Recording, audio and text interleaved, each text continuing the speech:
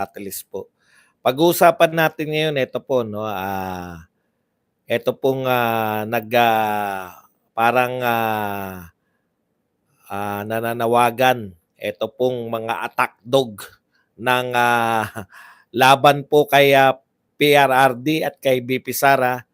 Nagbabait-baitan po ngayon, pinalalabas po nila na yung kanilang, sinusuportahan ni BP Sara sa Japan na muntik ng, masundot. Hindi ko alam kung yun po ay sinasadya o malamang hindi naman po sinasadya, kaya lang nakakatawa lang po talaga 'no.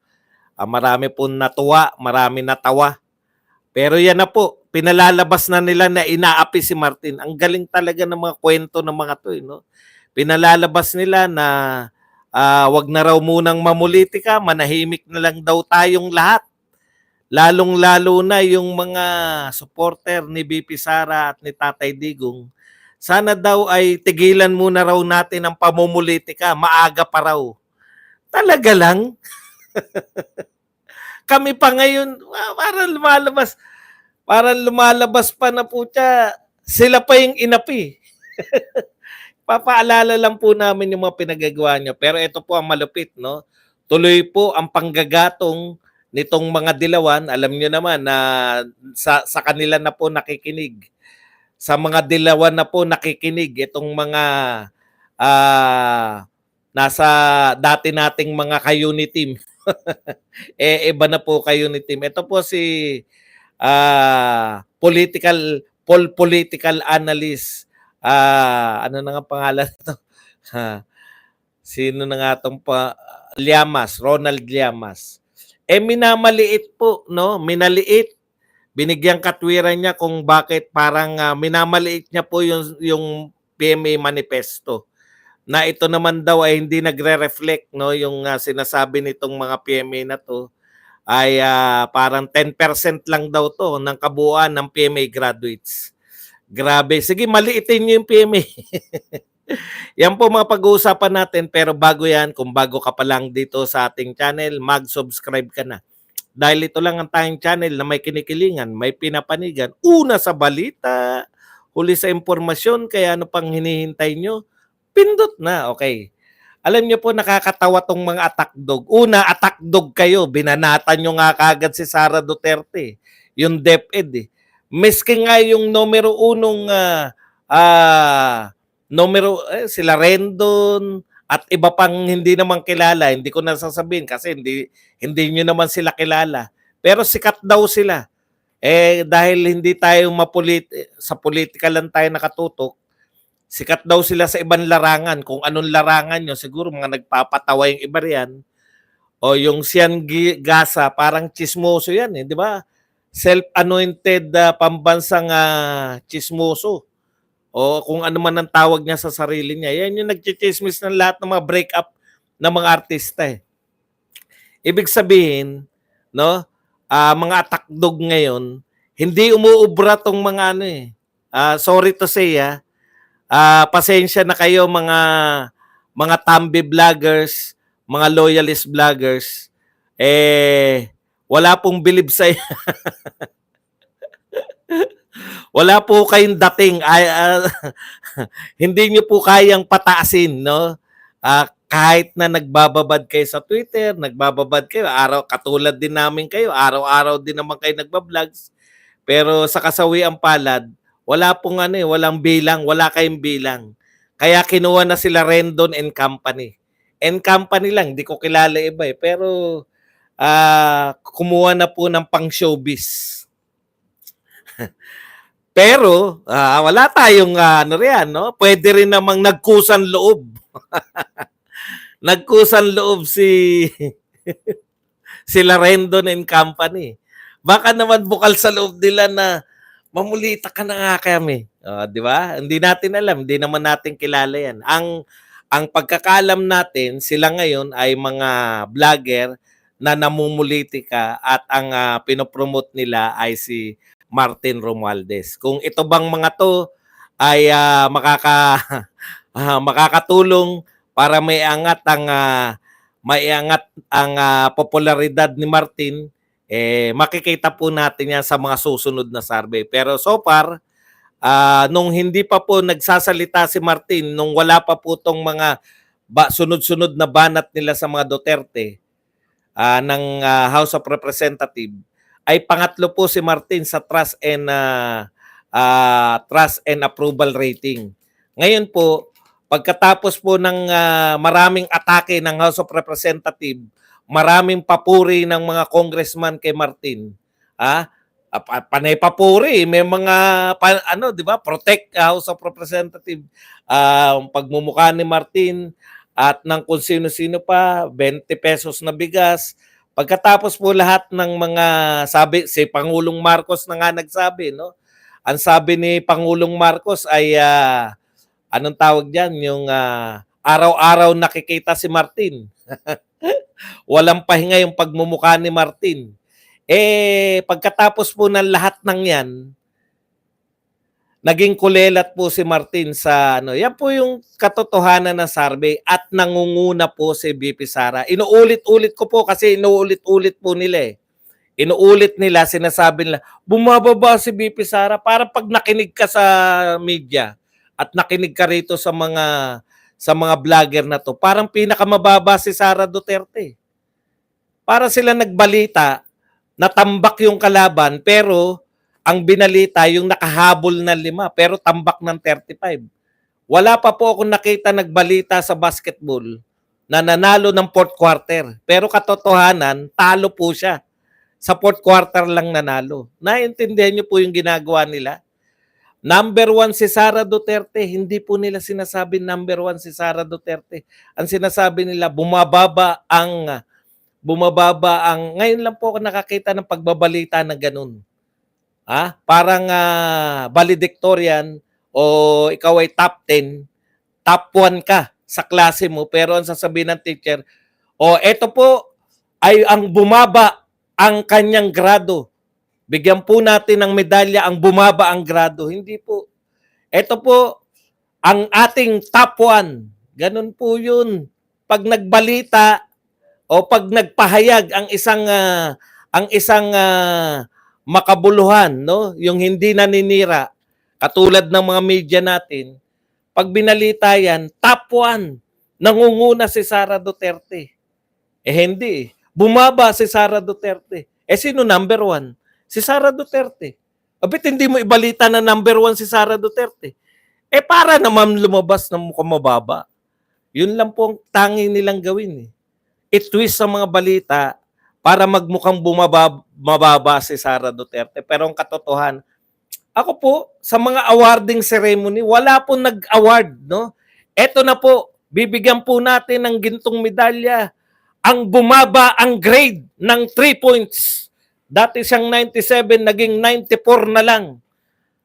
Palakpakan po natin ang bumaba ng grade. Ganyan po nila gustong ibalita yung pagiging number 1 ni Sara Duterte.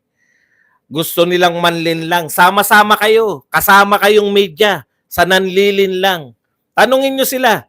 Yung nagsasabing bumababa si Sara Duterte sa survey, tanungin nyo, sino ba number 1 sa survey? Si Sara Duterte. Ba't hindi nyo ibalita? Siyempre, tinatago namin yan. Purpose namin, pataasin yung isa. Utot nyo. Okay. Punta na po tayo. Ngayon po, mukhang api-apihan na. May isa lang isang tao lang po na muntik lang masundot. Muntik lang Hindi po natin alam kung sinasadya niya o hindi. Ang nakalagay lang sa placard, please support Sara Duterte.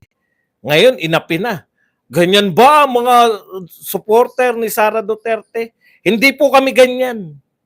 Mas malala pa kami dyan. Wala lang kaming pagkakataon. Naintindihan niyo po? Pati problema sa GSIS, naging kasalanan pa ng DepEd. Tignan niyo nga. Wala naman po si Franz Castro nga, hindi nagrereklamo. Yan po ang danger. Pag yung mga chismosong vlogger, chismis lang yan si Rendon, wala kang alam sa politika. Ang alam mo lang, banatan yung mga naghihiwalay na artista, no? Yung mga artistang magaganda, no? Hindi mo nga mapataas yung Hindi mo nga maibenta yung motivational rice mo.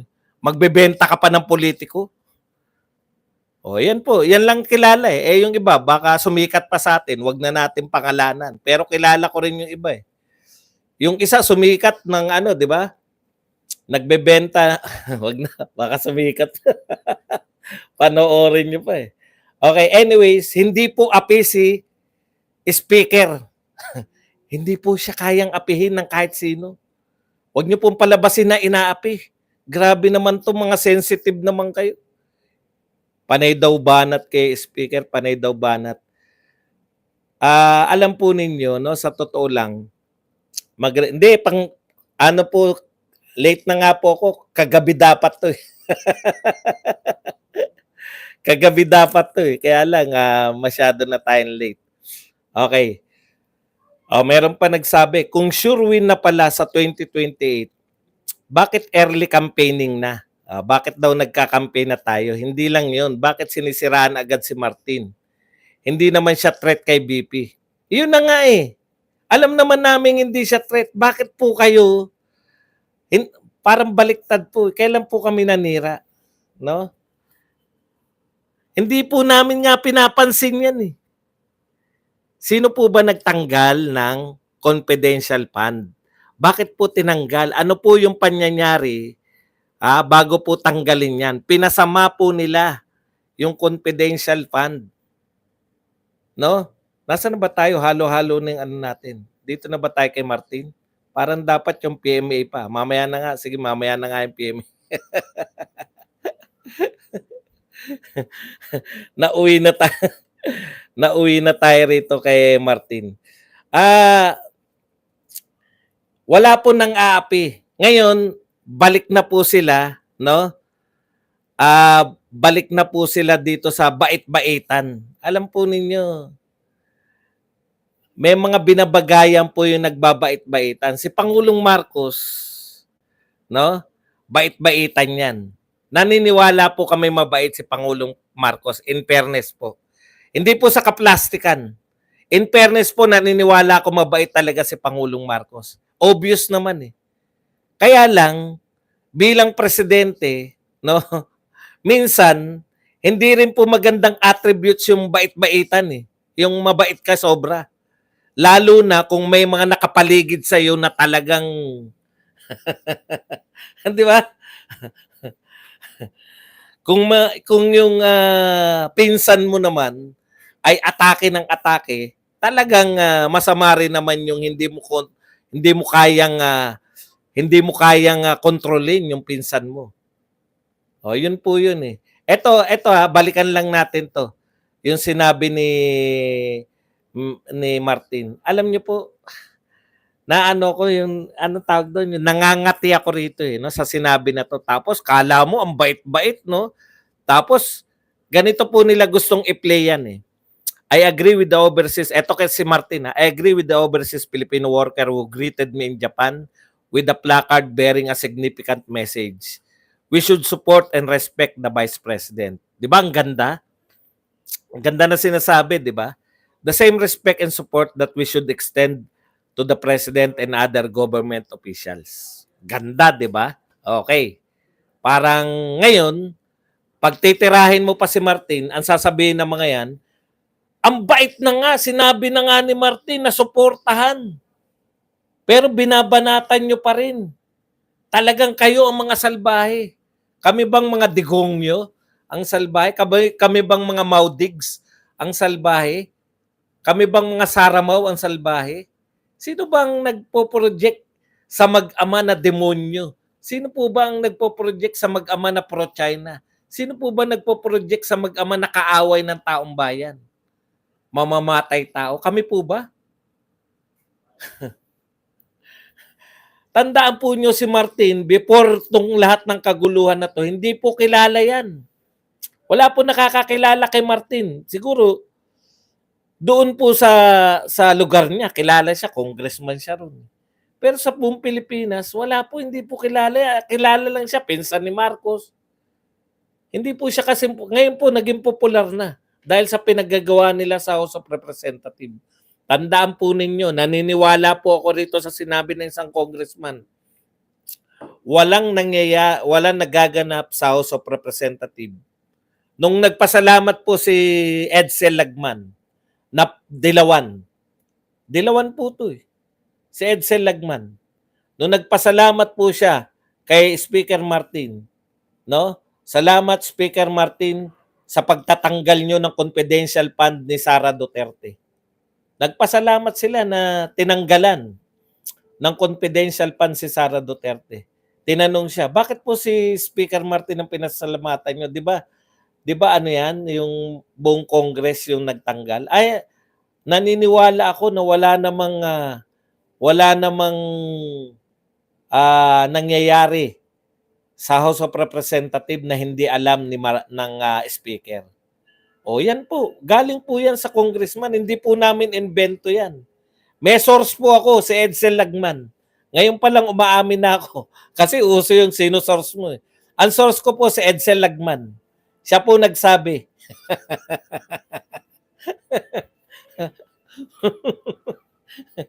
Ngayon dapat nire-reveal natin mga source natin. Kaya po lahat na nangyari diyan, no? Wag po kayo, eto problema eh.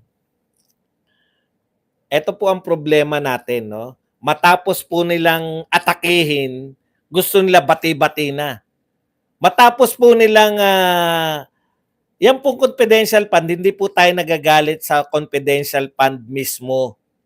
'Di ba? Na tinanggal nila. Ang nagagalit po tayo bago nila tanggalin, pinasama muna nila Franz Castro ng buong Makabayan Black, no? At nila Risa Ontiveros at ng mga media. Kasama po kayong media. Oo, kayo yung nagsasabi na bumababa ang trust rating ni Sara Duterte. Pero actually number 1 siya. Kayong media. Yung nagtutwist ng katotohanan. Kasama kayo sa paninira sa confidential fund. Yung timing nung siniraan ng confidential fund para mag-appear na hero yung House of Representative leadership, tinanggal nila. Bakit? Ano po purpose nun? Ayaw ng taong bayan ng confidential fund. Pero, kaya tinanggal namin. Dapat magiging hero ka, di ba? Dapat yung leader ng House of Representative ay maging hero, maging kahanga-hanga. Dahil, putya, ayaw ng taong bayan niyang confidential fund eh. Ayaw nila yan eh. Tapos tinanggal ko. Dapat tumaas yung rating mo. Eh bakit po hindi tumataas? Baka kabaliktaran. Baka gusto ng taong bayan yung confidential fund. Tinanong si BP Sara, saan mo ba gagamitin yung confidential fund? Ginagamit ko yan para iugnay ko sila Franz Castro dito sa mga rebelde. Palakpakan yung taong bayan. Doon pala ginagamit yan. Mga taga Davao. Sinunod po nila. Alam nyo sinunod nila? Na atakihin. Confidential fund nung Davao City Mayor si Sara Duterte. O ano po nangyari sa Davao City? Ano po yung nangyari sa Davao City? Insurgent free. Walang utang ang Davao. Maunlad ang Davao, nakasama sa top 10. Dati hindi po kasama sa top 10 pinakamayaman na syudad sa buong Pilipinas. O dahil sa confidential fund, nakasama na. Eh maganda pala ang confidential fund, bakit nila pinasama? Eh pinasasama nga nila dahil gusto nila bumaba yung rating ni Sara Duterte. Lahat po to politika. Kaya yung sinasabi ng atakdog na si Rendon na walang alam sa politika, ang sabi ni Rendon, wag na tayong mamulitika, matagal pa ang politika. Wag muna tayong magsiraan. Ayaw na ng taong bayan ng ganyan. Sino po ba naninira kanino? Nananahimik yung Vice President, nagtatrabaho. Tatanggalan nyo ng pondo. Tinanggalan nila ng pondo ang Vice President at DepEd Secretary. Hindi nila, bakit? Feeling nila ayaw ng tao ng confidential fund. Ngayon, nalalantad sa tao saan ginamit ng Davao ang confidential fund. Ay, ang ganda pala. Dapat pala buong Pilipinas yan. Eh, paano buong Pilipinas? Pinigilan na nga. Anyways, ano pa ang ginawa nyo? No? I-stress lang natin. Baka sabihin nyo, oh, pinasa nyo yung resolution para papasukin ng ICC. Ano sabi ng chismosong si Llamas? Ano sabi niya? Pucha, sabi ni Llamas, hindi naman sa chismis, pero malamang yan, may kumakausap na. May kumakausap na raw talaga sa ICC. Ayon sa chismosong si Llamas. O may source ako ha. Baka sabihin nyo, invento ko to. Kay Llamas po yan galing. Gusto nilang papasukin ng ICC. Walang kaabog-abog. Paulit-ulit na si Pangulong Marcos nagsasabi nung kampanya hindi papapasukin, bigla nagpasa ang HOR. Nababago eh. Ay, may resolution ng House of Representatives. Ano na nga sabi ni Lagman?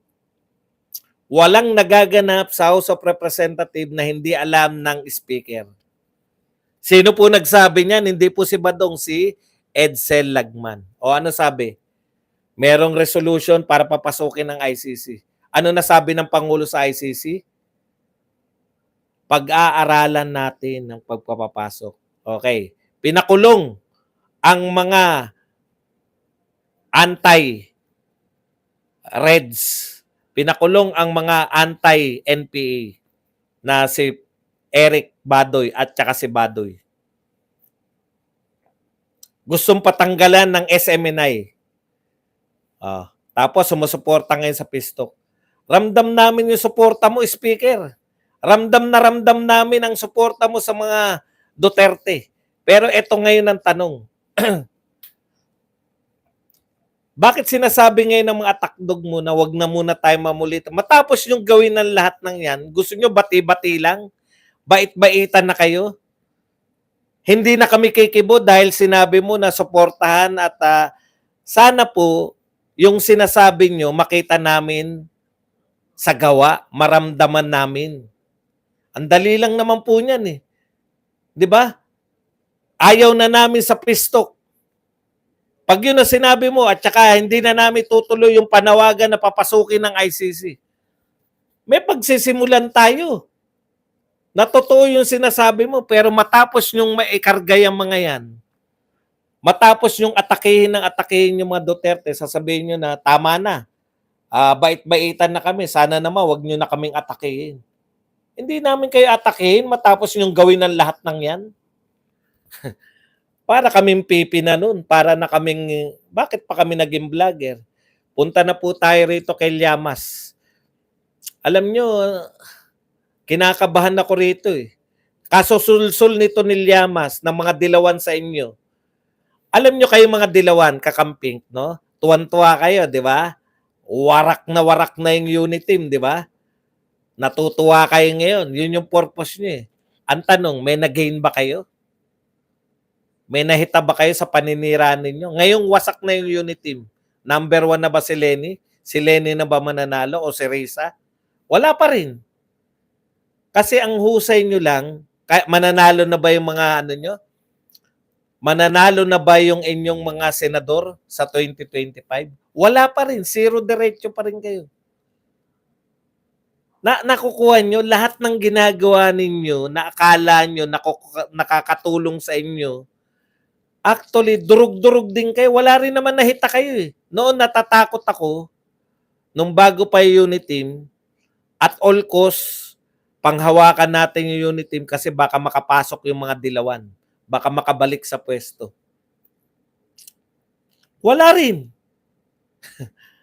Evident, napakalaki na po na ebidensya. Siguro yung salita na lang ni BBM at saka ni BP Sara, no? Yung hinihintay ng lahat na para formal nang sabihin na wakas ng unit team. Pero sa lahat po ng nagaganap, no? Parang ang laki-laki na po talaga ng lamat. Yan yung purpose nyo, di ba? Kaya kayo nang gagatong mga dilawan? O ano ngayon nahitan nyo? Mananalo na bang presidente si Laila de Lima? dahil nabasag niyo yung unit team. Hindi pa rin. It's between Sara Duterte pa rin at Raffy Tulfo. Yung very basic kasi, wala kayo. Leader. Wala naman kayong leader eh. Same pa rin eh. Yung nireject na ng tao, yan pa rin yung ikakampanya nyo. Si Laila de Lima pa rin. O hindi, gusto nyo palitan si Lenny. Gusto nyo gawin sa Laila de Lima. Oy, ingat po kayo dyan sa Davao. Nag-declare na walang pasok dyan ang inyong mayor. Mukhang kayo kayo naapektuhan. Samantha Tenko, thank you very much po sa 840 iyen na pangkape. Okay, punta po tayo rito. Nakakatakot yung mga binibitawan nito ni Llamas. Hindi ko alam kung ang PMAers ang inuudyokan niya eh, no? Kasi minaliit niya yan. Sabi niya, wala naman yan, ano lang yan, maliit na porsyento lang yan. Tsaka hindi yan yung nasa ano. Ay, Raffy versus Tulfo ba sinabi ko? Pasensya na po. Ano pa rin po ang labanan? Inday Sara versus Raffy Tulfo pa rin. Salamat po sa nag-correct. Ganun po, pag nagkamali kayo, pwede nyo naman i-correct. Okay. Balik po tayo rito sa ano na yung huli kong sinasabi bago natin i-correct yung kay Raffy Tulfo. Yun sa ano po sa anong tawag diyan? Minamaliit yung manifesto. Sabi ni Llamas, nagulat ako eh. Hindi ko po alam na ang laki palang porsyento, no? Sabi niya, walang talab yan kasi yung 140 na pumirma, yan po ay ano lang, no, yung 10% lang daw ng FMA graduate. 10%? Ang laki po nun. 10%. Pero siyempre, pag ganun mo po tinignan na 10% lang, maliit nga yan. Paano yung 90%? Di ba? O tapos, hindi yan makakapekto. Tsaka ang composition daw. Ito ang bintang sa inyo ay yung mga pumirma sa manifesto. Ang composition lang daw po ninyo, no? Ay una, karamihan daw dyan sa mga pumirma ay kasi yung si Badoy mismo, asawa niya PMAyer. So yung mga gusto nilang ganun eh, no? Yan ay supporter lang ni Badoy, asawa ni Badoy. At saka, yung mga dating tauhan ni Pangulong Duterte. May intriga pa eh na tsaka yung mga hindi na-appoint. Alam po ninyo, mayroon pong mga legitimate na panawagan tong mga PMAyer na to. Hindi nyo po sila pwedeng sabihin na DDS lang kaya sila pumirma. O sila ay kaklase lang ng asawa ni Badoy. No? Kaya talagang politiko ka, Llamas eh. Kung ganun pala, kung minamaliit mo pala eh. Bakit pinalaya si Badoy tsaka si Eric? Kung sa tingin mo hindi naka-pressure.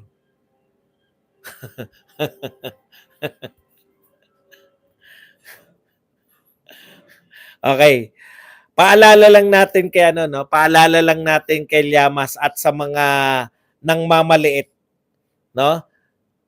Kay Llamas at sa lahat po ng mga nangmamaliit. Ito po yung sinabi ng retired Major General Romeo Pocis, no? Paalala lang natin sa kanila, baka nakakalimot sila eh. The arrogant congressman blink. No, kumurap kayong mga arroganteng congressman. An ugly showdown was averted. Putya, nakahanda pala tong mga PMAers na to sa ugly showdown. Kayo na po mag-isip kung ano ibig sabihin ng ugly showdown na yan. The prompt release of Dr. Lorraine Badoy and Jeffrey Celis from illegal and unwarranted detention was a wise move by the House leadership. Di ba? The very strongly worded manifesto PMA graduates did them in. Hindi nyo po mapapasabalian to. Wala pong House leader at mga congressman ang magsasabi nito. Si Llamas kasi chismoso nga eh. Puwede niyang sabihin na minamaliit niya 10%, hindi naman daw 'yan yung kasama sa chain of command. Talaga? Okay. But watch still, while Dr. Badoy and Mr. Celis were released, the other burning issues have not ended. Oh, Llamas, makinig ka, no? Sabi niya ni Llamas, nung napalaya na raw si Celis at Badoy, wala na raw kasi masyadong limited daw yung support na to ng ng mga PMA. Yun lang po talaga raw yung pinahiwatig ni Llamas. Yun lang ang gusto ng PMA. Unless napakikialaman ni Pangulong Marcos yung kanilang yung issue dun sa kanilang pension, no? Para sinasabi niya na mga mukhang pera lang to eh, pension lang, doon lang sila papalag. Pakinggan mo, ulitin natin. But watch still, while Dr. Badoy and Mr. Celis were released, the other burning issues have not ended. No? Hindi pa po tapos. Yung iba pang issues na pinapupalooban, lalo na ng House of Representatives. Very rarely do PMA graduates issue such very strongly worded manifestos. Very rarely do PMA graduates unite in politics. Bibihira po. Bibihira po na yung PMA graduate ay mag-unite sa politics. But for matters on integrity such as this, they unite. So really watch out pag napuno ang salop. Yan po ang tinuran ni retired Major General Romeo B. Pocis. Sasabihin nyo na baliwala lang yung manifesto na yun, na napalaya na si Eric at si Badoy. Wala na. Nag-iingat na po kayo, mag-ingat po kayo dapat, no? Sa pamahalaan. Yan po yung nila. Ang problema, no? Matagal na po, sabi nga nila, matagal nang di nakikialam yung mga PMAers. Matagal na pong walang unity sa mga PMAers, lalo na pagdating sa politika. Pero ngayon, pinagkaisa ninyo. Dahil pinagkakaisahan ninyo yung mga Duterte, nagkaisa tuloy yung mga PMA. Siyempre, alangan namang ang lumantad kagad yung mga active soldiers natin. Hindi po. Pero tandaan po ninyo, iba po yung samahan ng PMA. No? Iba po yan. Hindi po yan pwede nyong maliitin yung mga kung sino lang. No? Iba pong samahan yan. Samahan po yan ng mga maginoong tao. Yan po ang mga totoong mga gentlemen, mga honorable gentlemen society. Kaya hindi nyo pwedeng sabihin na baliwala na yan. Ito pa isang minamaliit na mga to. No? Nakita nila, putya, ilang linggo nyo nang pinapanawagan yung rally. Bakit hindi pa rin kayo umabot na milyon? Alam nyo, linaw lang namin, hindi naman kami nanawagan. Ako nga, hindi pa nanawagan eh. Sumama lang ako eh. Pero pag pinrenoyekto namin na manawagan sa buong Pilipinas, magkaroon ng mga pocket rallies para pakita lang sa inyo. Pero hindi naman kami uto-uto eh. Yung mga dilawan lang po ang nananawagan ng people power na 30 lang. Ang panawagan lang po namin, no? Hindi po kasama si Trillanes sa pumirma. Kayo naman, no? Ikaw naman, ano ba utak meron ka? Sabi nga ni Llamas, 10% lang eh. Alam nga naman sumama pa ron. Hindi po namin sinasabi na 100% yun. Ikaw naman, Okay, real talk po tayo. Minamaliit nyo yung rally. Kailan pa nagkaroon ng ganyang kalaking rally yung mga rallyista? Tanong ko nga sa inyo. Siguro kulang-kulang 1,000 yun. Kalat-kalat eh. May nangangantyaw pa po na kunwari pa si Badong hindi niya raw alam kung saan ang rally. Opo. Kasi panay lang eh. Dito magkikita sa dito magkikita ng 8 to 10 diyan sa anong tawag diyan, sa may circle, tapos pupunta dito sa Quezon City Justice Hall. Wala po talagang definite. Hindi pa po kami, wala pa talagang organized. Ngayon po ang pagkakaalam ko, nagbigayan na sila ng mga contact numbers. Wala pong meeting na naganap doon sa pagkakaalam ko, Dito ko lang po naghahanap nga ako, ilang araw na lang naghahanap pa ako ng sila, eto si Parak TV lang yung nagbigay sa akin ng mga link, Sila, sa mga kasama natin, sila Regine. Talagang yan po buhos ng tao, 'no? Pumunta ro'n, walang kain-kain. Hindi ko naman sinabing walang pagkain yung mga yun. Ibig sabihin, wala po kami ine-expect na pagdating po do'n may mga magpapakain, magpapameryenda. Wala po. At wala talaga nagpakain at wala nagpameryenda. Real talk po 'yan. O kanya-kanya po kami, kanya-kanyang kain, kanya-kanya. Kaya sabog-sabog po, Yung maghapon na yun siguro, yung iba, marami po na nakita ko, pa-picture, tas, Boss Buds, alis na kami. Kaya yung nakita nyo po dun sa konfrontasyon, konti na lang po yun. Marami po sa circle, siguro kung kulang-kulang 1,000. Parang ganito po yung nangyari. Sasaglit lang sila, papakita lang sa mga vlogger nila. Kasi mga vlogger na nawagan, papapicture sa mga vlogger na gusto nila. Tapos, oh, boss, ano muna, may pasok pa ako. Marami pong ganun. Kaya yun po yung mga pagkilos na totoong hindi hakot, kanya-kanyang punta ron. Talagang ano po yan, no? Ngayon, isa pa, pero mas marami kami di hamak kaysa dun sa mga organisadong mga supporter ni Franz Castro. Yun, Organisado. Mas marami sa mga organisadong sumusuporta kay Franz. Yun lang po mapagmamalaki natin. Okay, pwede na po tayong